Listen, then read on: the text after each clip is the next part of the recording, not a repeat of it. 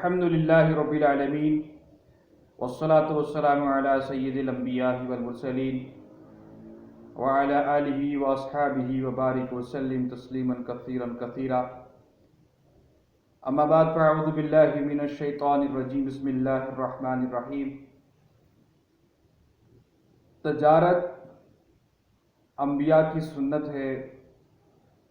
اصحابہ کرام، اہل بیت، ازواج مطہرات، خدیجۃ الکبریٰ سلام اللہ علیہا ورضوانہ،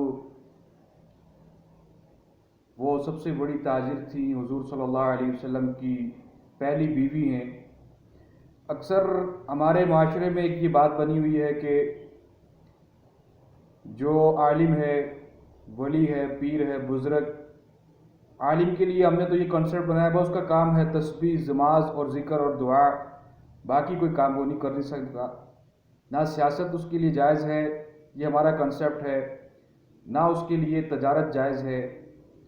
اسی طرح سے جو پیر ہم اس کو سمجھتے ہیں کہ ایک بزرگ ہوں، بوڑھے سے ہوں، جن کو پکڑ کر اٹھایا جائے، 4-5 بندے پکڑ کر اٹھائیں، پھر بٹھائیں، اور پھر اس طرح سے لوٹا، تسبیح، جائے نماز، اس کو ہم دین سمجھے ہوئے ہیں۔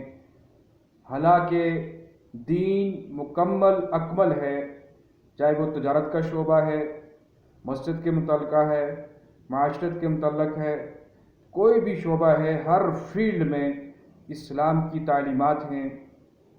کچھ علماء کرام اور دوست ہم نے مل کر ہمارے بڑے مولانا سعد صاحب کی تعلیمات کو سامنے رکھتے ہوئے تجارت شروع کی، تو اکثریت کا یہ سوال ہوتا ہے، مولانا صاحب آپ بھی تجارت کر رہے ہیں، مولانا صاحب آپ بھی تجارت کرنا شروع کر گئے۔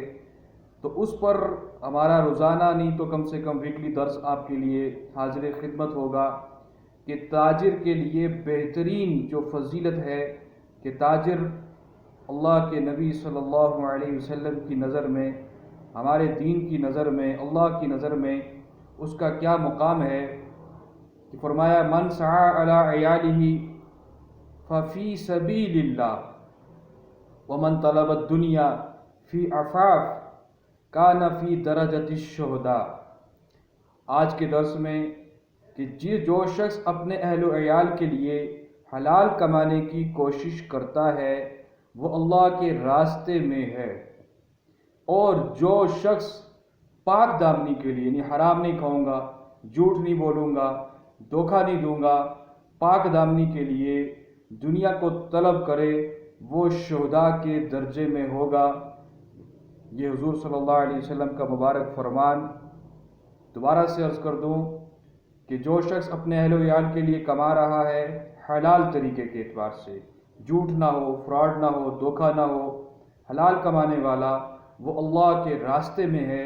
اور جو شخص پاک دامنی کے لیے کمائے کہ دنیا طلب کرے، دنیا کی جو اسباب ہیں ان کو پاک دامنی کے لیے، مثال کے طور پر بعض دفعہ انسان گناہ میں مبتلا ہو سکتا ہے، مال نہ ہونے کی وجہ سے، مائیں بہنیں بیٹیاں امت کی وہ گمراہ ہو سکتی ہیں، مال کے لیے اپنی عزت تک نیلام کر دیتی ہیں۔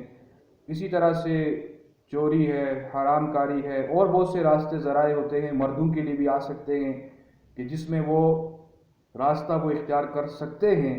تو ان راستوں سے بچنے کے لیے وہ کمائیں تاکہ ہم کسی کے محتاج نہ ہوں، کسی کے آگے ہاتھ نہ پھیلانا پڑے۔ تو اس کی مثال ایسے ہے کہ وہ شہید کے درجے پر ہے۔ انشاءاللہ یہ ہمارا درس تجارت کے فضائل قرآن و حدیث کی روشنی میں جاری رہے گا۔ السلام علیکم ورحمۃ اللہ وبرکاتہ۔